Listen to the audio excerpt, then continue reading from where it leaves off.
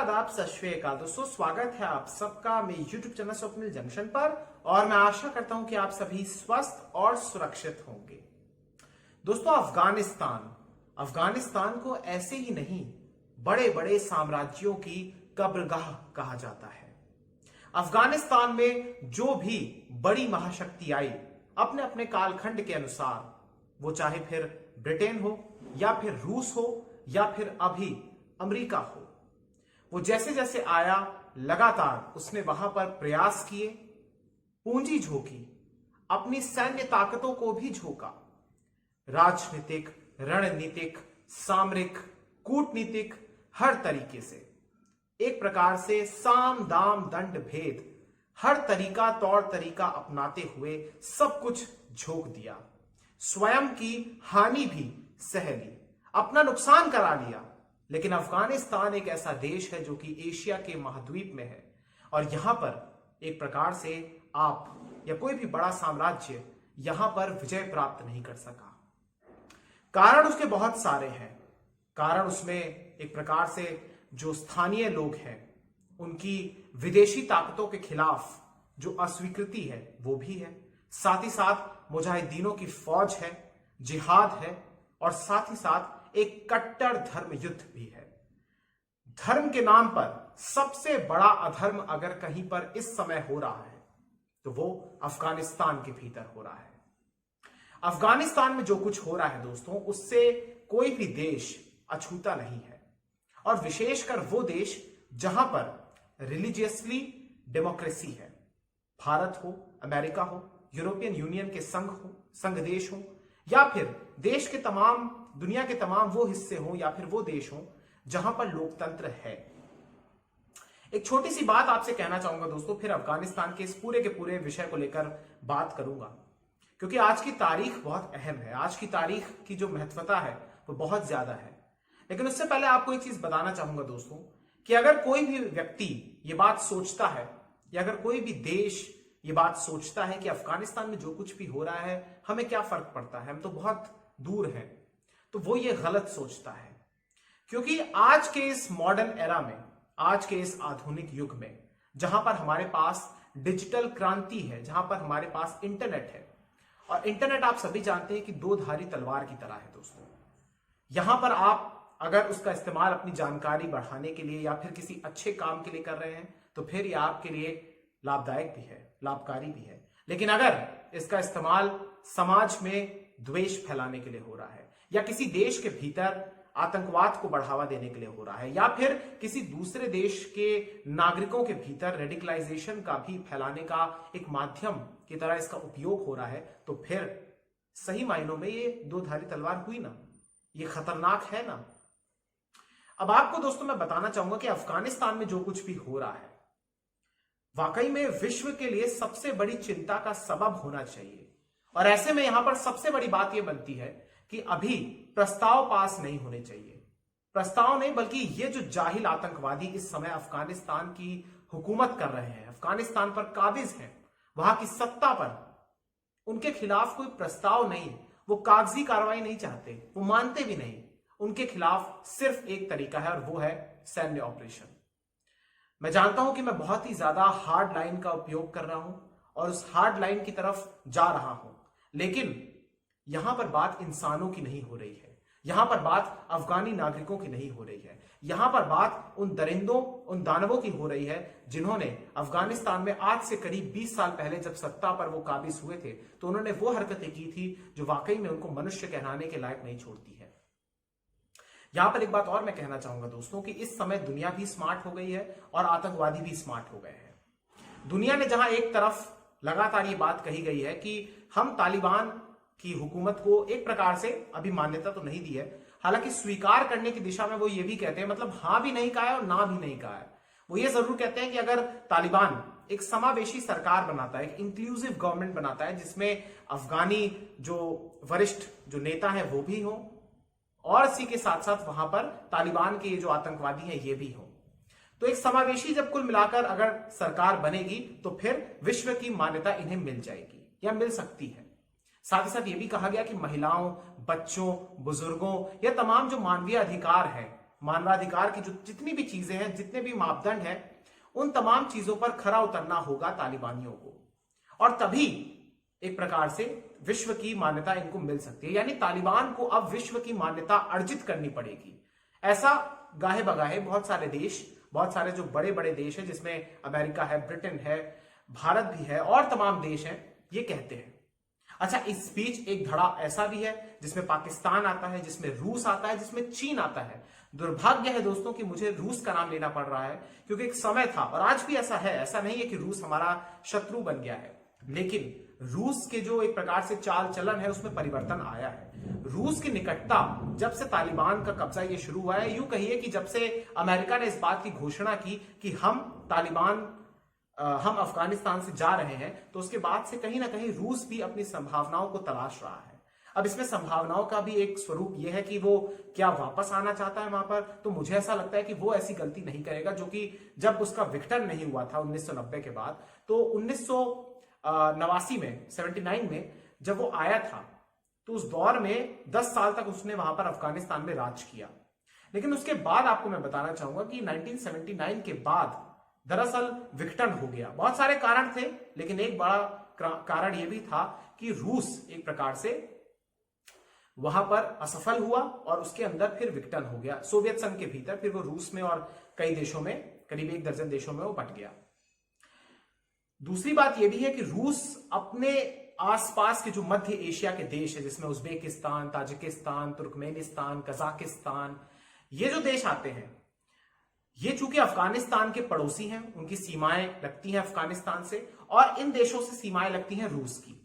तो रूस ये भी चाहता है, ये कभी नहीं चाहेगा बल्कि, कि अफगानिस्तान का जो टेररिज्म है, जो आतंकवाद है, वो इन देशों के सहारे, इन देशों के थ्रू द्वारा उसके देश में भी प्रवेश करे। लिहाजा रूस की अपनी चिंताएं भी हैं, और रूस इसलिए भी तालिबान का समर्थन भी करता हुआ दिखाई देता है।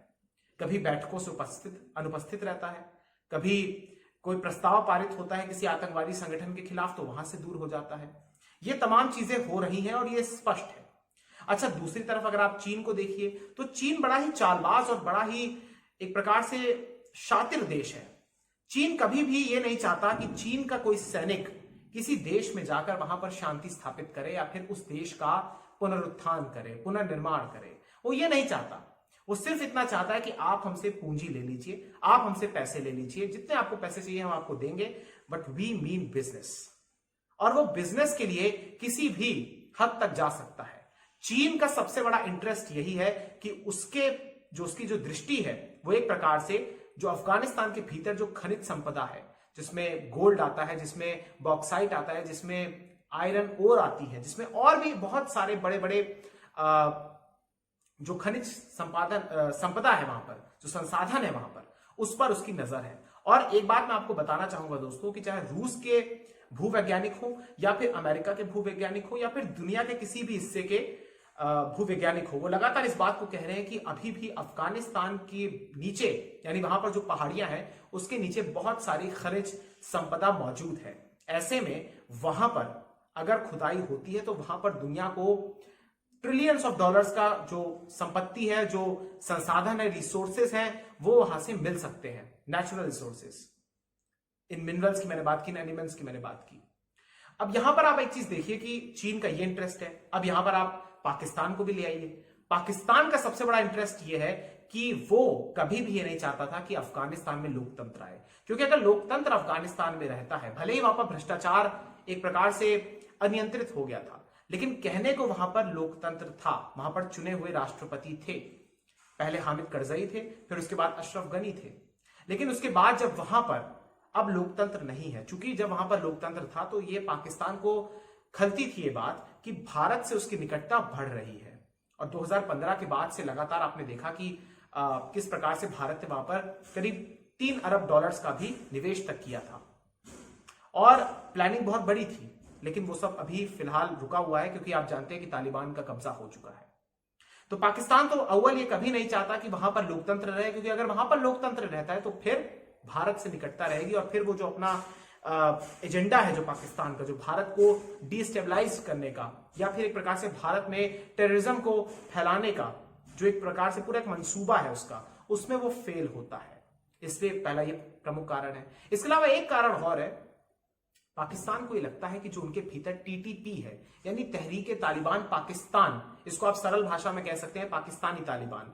आप ये सोच सकते हैं कि पाकिस्तान बहुत ज्यादा एक प्रकार से इस पूरे तालिबान टीटीपी से, अफगान तालिबान नहीं, टीटीपी की मैं बात कर रहा हूं, जो पाकिस्तान में सक्रिय है, जो पाकिस्तान को शरिया के तहत लाना चाहता है और पाकिस्तान में वही सब करना चाहता है जो तहरीक तालिबान अफगानिस्तान यानी टीटीए कर रहा है अफगानिस्तान में।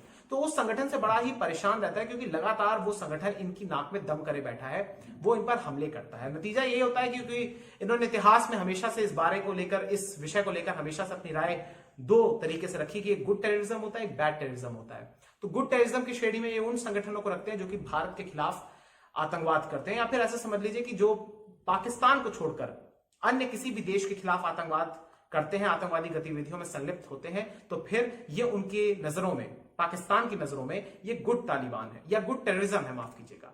और अगर जो संगठन पाकिस्तान में हमले करता है, मसलन आपको उदाहरण के तौर पर मैं कहना चाहूंगा कि 2014 में आप याद कीजिए कि जब वहां पर स्कूल में हमला हुआ था पेशावर के, जब वहां पर 150 के करीब बच्चों की मौत हो गई थी, उनकी हत्या कर दी गई थी, तो वो टीटीपी ने किया था। तो पाकिस्तान उसे बैड टेररिज्म कहता है।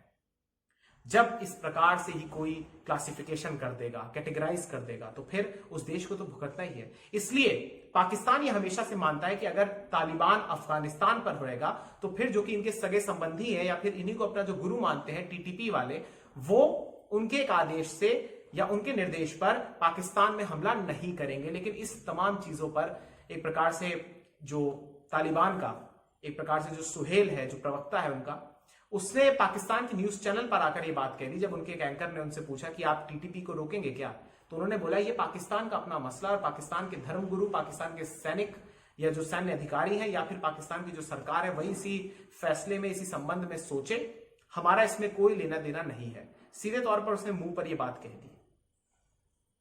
तो पाकिस्तान की अपनी अपनी मसले हैं। इसके अलावा पाकिस्तान ये भी सोचता है कि दरअसल जो डुरन लाइन है, जो कि अफगानिस्तान और पाकिस्तान की सीमाओं को निर्धारित करती है, जो बंटवारा करती है, उसको ये पश्तून नहीं मानते।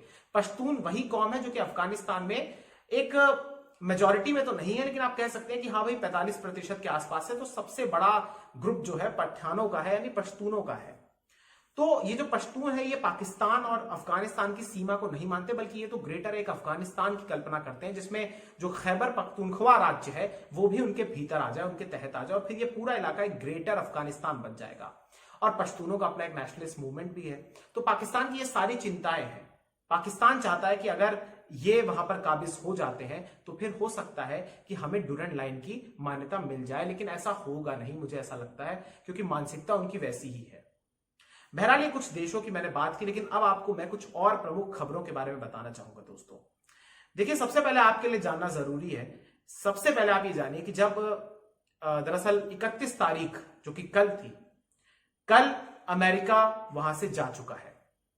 अमेरिका की पूरी तरीके से वापसी हो गई है। 7 अक्टूबर 2001 को ऑफिशियली एक प्रकार से तालिबान नहीं बल्कि अफगानिस्तान के भीतर अमेरिका दाखिल हुआ था, इस लक्ष्य के साथ, इस मंशा के साथ कि वो दरअसल खात्मा करेगा किनका, वो खात्मा करेगा अलकायदा का। और उसने 1 दशक के बाद करीब करीब किया भी। ओसामा बिन लादेन को पाकिस्तान में मार दिया, अलकायदा को कमजोर भी कर दिया।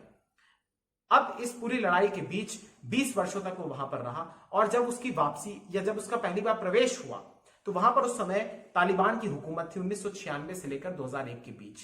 पहले उन्होंने उनको खत्म किया, फिर उसके बाद वहां पर लोकतंत्र की थोड़ी सी बहाली हुई, एक प्रकार से वहां पर सरकार बनी, राष्ट्रपति बने वहां पर करजई। फिर उसके बाद कुछ समय के लिए फिर से इसको होल्ड पे रखा गया, लेकिन फिर से इसकी वापसी होती है। बीच में अशरफ गनी को भी राष्ट्रपति बनाया जाता है, फिर से हमले तेज किए जाते हैं जब डोनाल्ड ट्रंप सरकार में आते हैं। ऐसी तमाम चीजें होती रही। इस बीच अमेरिका ने अलग अलग जगहों पर भी युद्ध लड़े। इसमें आपने देखा कि इराक और सीरिया में जब आईसिस का उदय हुआ तो वहां पर जाकर उन्होंने उसको नेस्तनाबूद किया। अब वही अलग बात है कि उसी का संगठन एक प्रकार से ISIS खुरासान के तौर पर वहां पर सामने आया, जो कि अफगानिस्तान में आ गया है, वहां से स्थानांतरित हो गया है। इस बीच अब यह फैसला लिया गया कि 31 तारीख को, जबकि जो बाइडेन अमेरिका के वर्तमान राष्ट्रपति हैं, उन्होंने अब 31 तारीख को अपनी वापसी करवा ली है तमाम फोर्सेस की, अमेरिका की ही नहीं बल्कि जितनी भी विदेशी फोर्सेस वहां पर थी, वो तमाम लोग अपना इवैक्यूएशन प्रोसेस को खत्म करके, उस ऑपरेशन को खत्म करके वहां से आ चुके हैं, यानी निकासी हो चुकी है अब सबकी। तो सबसे पहले बात दोस्तों अमेरिका की ही मैं करना चाहूंगा, क्योंकि अमेरिका यहां पर सबसे अहम है। 7 अक्टूबर 2001 से लेकर 31 अगस्त 2021 तक का ये सबसे बड़ा मिशन रहा अमेरिका का। ये बकौल राष्ट्रपति जो बाइडेन के अनुसार भी कहा गया। और अमेरिका के चाहे जितने भी राष्ट्रपति रहे हो, चाहे इसमें वर्तमान जो बाइडेन हो, इनको अभी हटा दिया जाए तो इससे पहले डोनाल्ड ट्रंप थे, उनसे पहले ओबामा थे, उनसे पहले भी बहुत सारे जो रहे, वो तमाम ये प्रयास करते थे इन 20 सालों के भीतर कि किसी प्रकार से हम ये अफगानिस्तान नाम के दलदल से बाहर आ जाएं और अपने सैनिकों को वापस ले आए, लेकिन कोई कर नहीं पाया। शायद उनको रक्तपात का डर रहता था, शायद उनको इस बात का डर रहता था कि हम फिर कैसे आगे बढ़ेंगे। लेकिन एक प्रकार से जो इन्होंने किया ये ऐतिहासिक तो है। हाँ, उसका जो तरीका है, वो जो प्रक्रिया इन्होंने अपनाई, वो बहुत ज्यादा एक प्रकार से एक गैर नैतिक थी, अनैतिक थी, और एक सही प्रक्रिया नहीं थी, डिसऑर्गेनाइज थी, काफी ज्यादा संगठित तौर पर वो वापसी नहीं हुई है। कितना नुकसान हुआ आपको मैं बताना चाहूंगा दोस्तों। आप देखिए कि 15 अगस्त को, सिर्फ हम बीते 15 दिनों की बात करेंगे, 15-16 दिनों की, 15 अगस्त को काबुल जो कि अफगानिस्तान की राजधानी है, वहां पर ये काबिज हो जाते हैं। और फिर उसके बाद आप जानते हैं कि लगातार फिर वार्ताएं चलती हैं, लेकिन वार्ताओं के नाम पे कुछ नहीं होता। वो तो उनके बड़े लीडर्स वार्ता करते हैं, जो ग्राउंड पर इनके जो सोल्जर हैं, जो आतंकवादी हैं, लड़ाके हैं, वो सारे के सारे कब्जा करते हैं, और जाहिर सी बात है वो उन्हीं के आदेश पर ही करते हैं। तो उस बीच ये भी हुआ। इस बीच आपने ये भी देखा कि 15 से 31 के बीच लगातार कई सारे देशों ने, यूरोप के देश हो, अमेरिका हो, अमेरिका के नेतृत्व में भारत हो और अन्य देश हो, उन्होंने अपना रेस्क्यू ऑपरेशन कराया, उन्होंने अपने अपने नागरिकों को निकाला। भारत ने भी करीब 500 से ज्यादा नागरिकों को निकाला। हालांकि अभी भी 100 से ज्यादा नागरिक, जो कि अल्पसंख्यक है अफगानिस्तान की दृष्टि से बात करूं, और कुछ अफगान नागरिक भी वहां पर ऐसे हैं जो कि भारत आना चाहते हैं, अभी भी वहां पर वो रुके हुए हैं, रह गए हैं, वो बचे हुए हैं।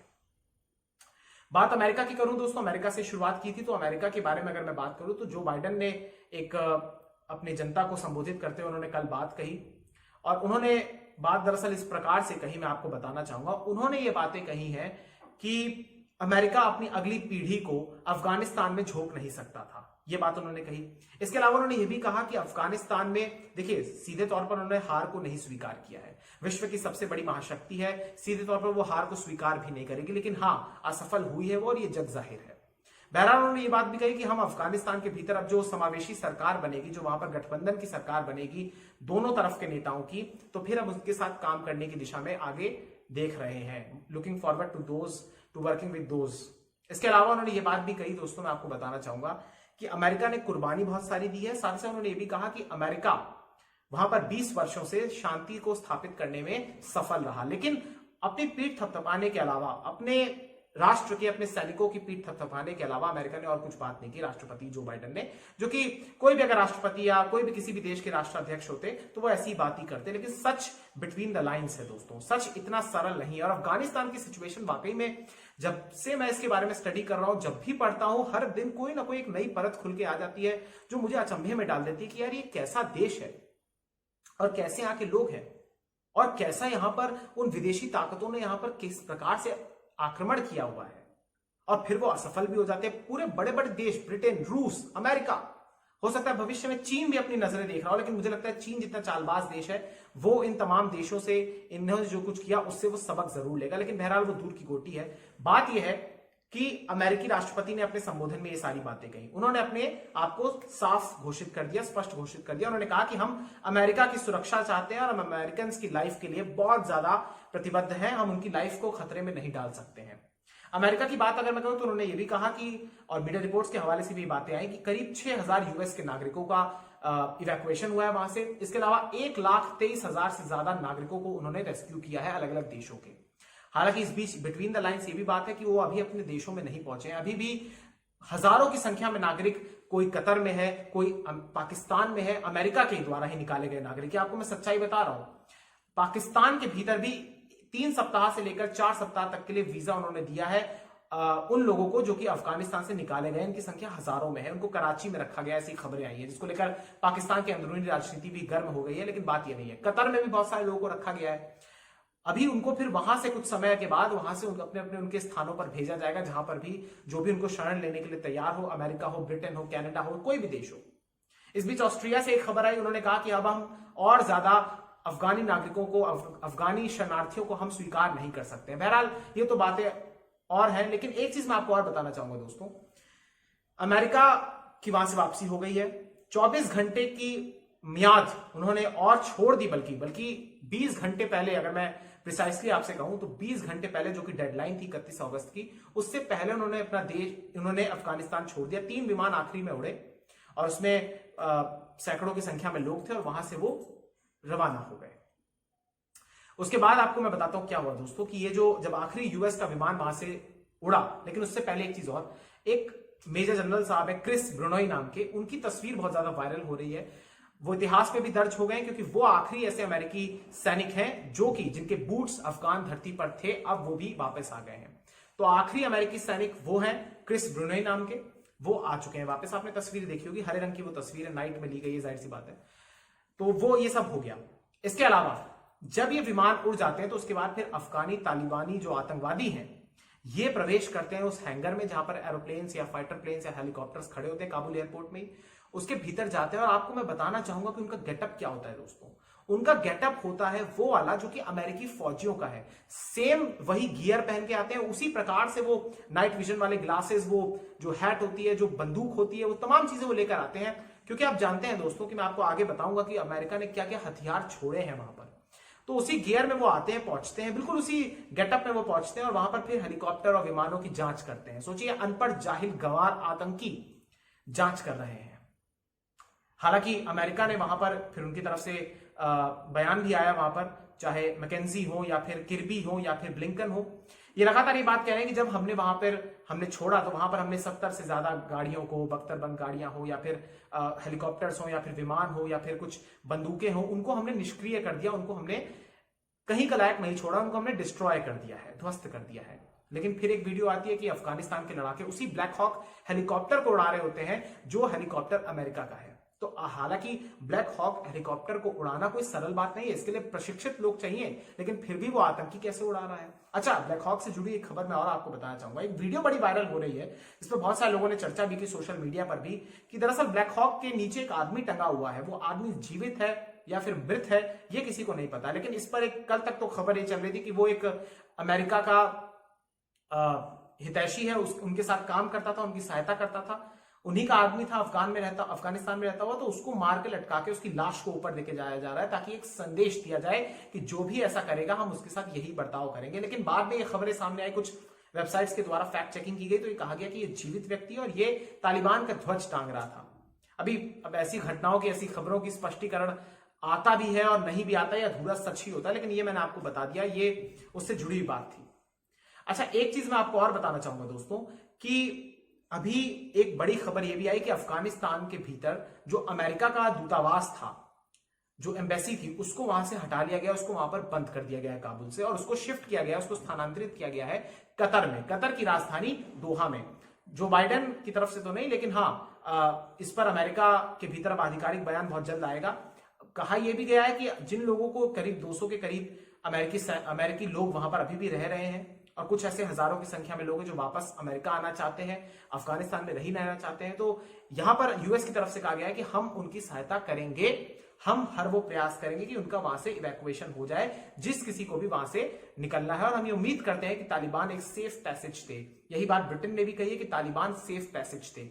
ब्रिटेन से एक बात और याद आई कि आइसिस खुरासन की मैं बात करना चाहूंगा। आइसिस खुरासन वही है जो कि इस समय हमले कर रहा है। चाहे आपको याद होगा बीते गुरुवार को, आपको याद होगा कि जिस प्रकार से काबुल के हवाई अड्डे में वहां पर 2 अटैक्स होते हैं जिसमें 100 से ज्यादा लोगों की मौत होती है, जिसमें तालिबानी भी है, अफगानी भी है, अमेरिकन सैनिक भी है, 13 बच्चों की भी मौत होती है। इसके बाद 2 दिन के बाद ही एक आत्मघाती हमलावर एक गाड़ी में लेकर लाद कर विस्फोटक को लेकर जाता है और फिर उसको अमेरिका की तरफ से ही एक ड्रोन अटैक में मार दिया जाता है। इसके बाद सोमवार को भी एक अटैक होता है दोस्तों, मैं आपको बताना चाहूंगा, रविवार को, माफ कीजिएगा, रविवार को एक अटैक होता है, वहां पर 5 रॉकेट्स दागे जाते हैं, उनको भी फिर यूएस के द्वारा जो एंटी मिसाइल सिस्टम है उससे ध्वस्त कर दिया जाता है, उससे नष्ट कर दिया जाता है। अच्छा, इससे पहले जब वहां पर जो काबुल वाला अटैक हुआ था जिसमें 13 अमेरिकी सैनिकों की मौत हुई थी, उसके बाद नागरहार वहां पर एक इलाका है, वहां पर आईसिस के खुरासान के जो अटैक अड्डा है उस पर एयर स्ट्राइक भी की गई, ड्रोन अटैक किया गया अमेरिका के द्वारा। तो पिछले 4-5 दिनों में ये तमाम चीजें हुई हैं। और जो ये लास्ट के मैंने 2 अटैक्स आपको बताया जो कि एक दोनों को फेल कर दिया गया, जिसमें एक विस्फोटकों को लेकर आत्मघाती गाड़ी में जा रहा था, उसको ध्वस्त किया गया। उसमें जब कहा जा रहा है कि उसमें 10 से 12 लोगों की मौत भी हुई है, जिसमें बच्चों की मौत भी हुई है, यानी सिविलियंस भी मर रहे हैं, आतंकवादी तो मर ही रहे हैं। 4-5 दिनों में ये सारी चीजें हुई और इस बीच बहुत तीव्र गति के साथ वहां पर रेस्क्यू ऑपरेशन, इवैक्यूएशन का प्रोसेस भी चलता रहा। तो अफगानिस्तान में स्थिति बहुत नाजुक है, मैं आपको बताना चाहूंगा। अच्छा, एक चीज मैं आपको और बताना चाहूंगा, बहुत सारी देखिए बताने की खबरें, बहुत सारी वीडियो मैं अभी देख रहा हूं कि बहुत बड़ी भी हो गई है, लेकिन कुछ अब लोगों के नाम आपके लिए जानना जरूरी है, और फिर आपके सामने वो मैं लिस्ट भी बताऊंगा आपको कि कौन कौन से वेपन्स छोड़े गए हैं। देखिए दोस्तों, आपके सामने मैं पहले कुछ बड़े लोगों के नाम लेना चाहूंगा जो कि अफगानिस्तान में तालिबान की दृष्टि से बहुत बड़े लोग हैं, जो कि अफगानिस्तान में अब सत्ता को संभालेंगे, सारी जो प्रक्रियाएं हैं वहां पर उसको देखेंगे। इसमें हिब्तुल्लाह अखुनजदा आता है, जिसको सुप्रीम कमांडर बनाया जा सकता है। इसमें अब्दुल गनी बिरादर आता है। इसमें सिराजुद्दीन हक्कानी आता है, जो कि डेजिग्नेटेड टेररिस्ट ग्रुप ऑर्गेनाइजेशन का हेड है। इसके अलावा जबीउल्लाह मुजाहिद आता है, जो कि उनका एक प्रकार से प्रवक्ता है। शेर मोहम्मद अब्बास चनिकजाई, इनका जिक्र भी मैं कर रहा हूं। इसके बारे में एक चीज, इससे जुड़ी एक बात और मैं बताना चाहूंगा कि भारत हमारे देश भारत की दृष्टि से ये बात है, दरअसल भारत की तरफ से भी अब पहली बार आधिकारिक तौर पर वार्ता हुई है अफगानिस्तान के साथ, तालिबान के साथ, माफ कीजिएगा। यह वार्ता बहुत महत्वपूर्ण है क्योंकि 31 तारीख जो कि कल थी, कल भारत ने यूएनएससी में, जो भारत की प्रेसिडेंशियल है, उसको भी वो उसकी अवधि समाप्त हो गई है, यानी अब भारत वहां का प्रेसिडेंट नहीं रहा है। अब आयरलैंड के पास ये चीज आ गई है, एक महीने के लिए होता है, तो एक महीने के लिए भारत था, और उसी एक महीने में बहुत सारी चीजें हो गई, वो आप जानते हैं। तो कतर की राजधानी दोहा के भीतर जो दीपक मित्तल वहां पर भारत के राजदूत हैं कतर में, उनकी मुलाकात होती है इस व्यक्ति से जिसका नाम है शेर मोहम्मद अब्बास चनिकजाई, जो कि एक वार्ताकार है, और वहां पर जो तालिबान का राजनीतिक कार्यालय है वहां पर ये बैठता है। एक नेता टाइप है आतंकवादी ये भी, लेकिन है नेता। तो ये इसके साथ वार्ता होती है। इसके बारे में एक चीज और मैं आपको बताना चाहूंगा कि देहरादून में इसने सैन्य प्रशिक्षण भी हासिल किया हुआ है, तो भारत से एक प्रकार से इसका लगाव है, और वहां पर इसकी वार्ता हुई तो भारत ने अपना पक्ष साफ तौर पर रखा। भारत ने कहा कि अफगानिस्तान की भूमि का इस्तेमाल किसी भी अन्य देश के लिए नहीं होना चाहिए आतंकवाद की दृष्टि से। साथ साथ उन्होंने ये भी कहा कि तमाम जो नागरिक वहां पर हैं और अल्पसंख्यक जो है उनकी सुरक्षा भी सुनिश्चित किया जाए। इस पर भाई साहब शेर मोहम्मद अब्बास ने कहा कि हम इस पर विचार करेंगे और इस पर ध्यान देंगे, यानी एक सकारात्मक बात उन्होंने कही है। अब्दुल हकीम हक्कानी और मोहम्मद याकूब, जो कि उसके संस्थापक मुल्ला उमर का लड़का है, तो ये लोग हैं दोस्तों जो कि अब अफगानिस्तान को चला रहे हैं, और उनके ही कंधों पर अफगानिस्तान का बोझ आ गया है। आतंकवादी हैं यार ये सब, आतंकवादी, सोचिए देश संभाल रहे हैं, वार्ताएं कर रहे हैं। अच्छा, आपके लिए अब जानना यह भी जरूरी है कि आखिर तालिबान के साथ इस लड़ाई में, या यूं कहिए आतंकवाद के खिलाफ इस लड़ाई में नुकसान कितना हुआ है अमेरिका को या नेटो के और देशों को। ये सोर्स दोस्तों मैं आपको बता चाहूंगा कि एसोसिएटेड प्रेस का है, और ये दैनिक जागरण में एक खबर छपी थी, वहां से मैंने आंकड़े जुटाए हैं। इसमें आपको मैं बताना चाहूंगा ये अप्रैल 2021 तक के हैं। तब तक के लिए कहा गया जब से ये युद्ध का पूरा शुरुआत हुई थी, यानी अमेरिका की उसमें प्रवेश हुआ था अफगानिस्तान में 2461 अमेरिकी सैनिक मारे गए, तब से लेकर 3846 कॉन्ट्रैक्टर की मौत हुई है, 66,000 अफगान सैनिकों की और पुलिस अधिकारियों की मौत हुई है, 1144 नेटो और अन्य देश के सैनिकों की मौत हुई है, 47,245 से ज्यादा अफगान नागरिक भी मारे गए हैं, 51,191 से ज्यादा तालिबानी और अन्य आतंकवादी भी मारे गए हैं, 72 पत्रकारों की मौत हुई है, 444 सहायता कर्मियों की भी मौत हुई है। काबुल में अभी जो अटैक हुआ उसके डेटा या उसके बाद जो विस्फोटक से भरी हुई गाड़ी पर जब एंटी मिसाइल सिस्टम से या उसको ध्वस्त किया गया ड्रोन के द्वारा, उसमें भी कितने लोगों की मौत हुई उसका कोई ब्यौरा नहीं है। अप्रैल के बाद जितनी भी मौतें हुई उसका कोई ब्यौरा नहीं है। ये अप्रैल 2021 तक का ब्यौरा है जो मैंने आपको बताया, और हकीकत में ये ऑफिशियल आंकड़े हैं, लेकिन आप सोचिए कि कितने लोगों की मौत हकीकत में भी हुई होगी, उसका कोई डेटा भी नहीं है। एक आंकड़ा ये भी आया कि 50 लाख से ज्यादा लोग बेघर हो गए, जो कि अपने देश में या फिर किसी दूसरे देश में शरणार्थी बन गए। अब आपके लिए जानना एक चीज दोस्तों और बहुत जरूरी है, बहुत जरूरी है, क्योंकि अमेरिका, जहां पर मैं आपको बताना चाहूंगा कि 1945 से पहले बहुत सारे युद्धों में जीता, लेकिन 1945 में जब से संयुक्त राष्ट्र का गठन हुआ उसके बाद से अमेरिका लगातार युद्धों में हार रहा है, चाहे वो कोरिया का युद्ध हो या फिर वियतनाम का युद्ध हो, खाड़ी देश का युद्ध हो, इराक सीरिया का युद्ध हो, सोमालिया हो, लीबिया हो, यमन हो, या फिर अब अफगानिस्तान हो। एक खाड़ी का अगर हम युद्ध को छोड़ दें तो फिर अमेरिका की इसमें जीत नहीं हुई है। इसका प्रमुख कारण क्या है वो भी आप सुन लीजिए। इसका प्रमुख कारण ये भी है कि भले अमेरिका तमाम संसाधनों से, तमाम वेपन से लैस है, अपनी पूरी ताकत झोंक देता है, पूंजी को झोंक देता है, लेकिन अमेरिका इस बात से अनजान रहता है कि उस देश में जिस भी देश में वो जा रहा है कब्जा करने के लिए, वहां की सांस्कृतिक विरासत क्या है, वहां की धार्मिक विरासत क्या है, वहां की परंपराएं किस प्रकार की है, उन लोगों को समझने में वो नाकाम रहता है। इसीलिए भले ही वो कितना बम बारूद, गोला बारूद, विस्फोट सब झोंक दे, पूंजी झोंक दे, कितना ही उनके सैनिकों को ट्रेन कर दे, इसलिए हार जाता है क्योंकि वहां की वो जो एक प्रकार से जो जियोपॉलिटिक्स होती है उस इलाके की, जो रीजनल पॉलिटिक्स होती है, या वहां पर जो कल्चर होता है, ट्रेडिशंस होते हैं, परंपराएं होती हैं, संस्कृति होती है, उससे वो अनजान रहता है। ये बहुत बड़ा कारण है, इसलिए अमेरिका फतह नहीं कर पाता है। बहरहाल अमेरिका ने क्या क्या छोड़ा है वो भी आप जानिए, इस पर भी चर्चा करना जरूरी है। वीडियो बहुत लंबी बन गई मैं मानता हूं, लेकिन आपको इंटरेस्ट आ रहा होगा ऐसी मैं उम्मीद भी करता हूं। यह विषय बहुत विस्तृत है दोस्तों। देखिए, जब तालिबान के हाथों में ये सौंप कर गया इस देश को, तो उनके पास सिर्फ सत्ता ही नहीं सौंपा है, हालांकि कोई आधिकारिक तौर पर सत्ता का हस्तांतरण नहीं हुआ है, एक प्रकार से भागा ही है अमेरिका, लेकिन इस बीच ही बहुत सारी चीजों को छोड़ कर गया है। मैंने आपसे इस बात का जिक्र किया था दोस्तों कि वहां पर बहुत सारे ऐसे वेपन्स है जिनको ये निष्क्रिय करके गया है, लेकिन आपके लिए जानना यह भी जरूरी है आखिर ये छोड़ के क्या क्या गया है। देखिए, ये वहां पर छोड़ के गया है 33 MI-17 विमान, 33 UH-60 ब्लैक हॉक हेलीकॉप्टर्स। इसके अलावा ये छोड़कर गया है वो हथियारों को भी जो कि अफगानिस्तान की फोर्सेस को दी गई थी, वो भी अब तालिबान के कब्जे में आ चुकी हैं, ऐसी रिपोर्ट्स आई हैं। इसमें 4 C-130 जो इनका विमान है अमेरिका का, 4 उसकी संख्या, उस ट्रांसपोर्ट विमान को ये छोड़ के गया है। इसके अलावा 23 सुपर टुकानो विमान भी ये छोड़कर गया है।